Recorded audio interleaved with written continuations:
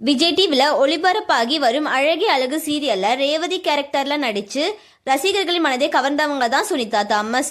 ஆனா தற்போது இவரை பற்றி ஒரு சுவாரஸ்யமான தகவல் ரசிகர்கள் மத்தியில வைரல் ஆயிட்டு வருது. சமீபத்துல ஒரு பேட்டியில பேசிய சுனிதா, ஆரம்பத்துல என்னோட கனவு பிக் பாஸ் நிகழ்ச்சியில கலந்து கொள்வதா தான் இருந்துச்சு.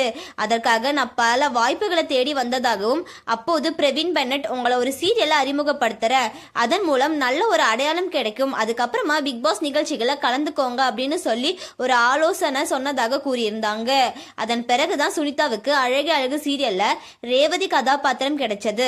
தற்போது அந்த கதாபாத்திரத்திற்கு ரசிகர்கள் மத்தியில் ஒரு மிகப்பெரிய வரவேற்பு கிடைச்சிட்டு வருது. சீரியலையும் பரபரப்பான திருப்பங்களுடன் வெற்றிகரமாக தான் ஓடிட்டு இருக்கு.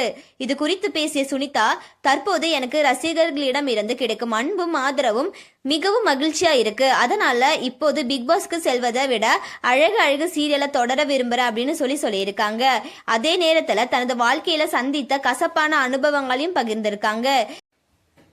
என்னுடன் நெருக்கமாக பழகிய சிலர் பண விஷயத்துல என்னை ஏமாத்திட்டாங்க. அதனால நான் இப்ப யாரையுமே சீக்கிரமா நம்புறதில்ல. இப்ப சீரியல் டீம்ல நட்பா இருப்பேன், ஆனா ஒரு லிமிட்டோட இருப்பேன் அப்படின்னு சொல்லி ரொம்பவே உணர்ச்சிகரமா பேசியிருக்காங்க.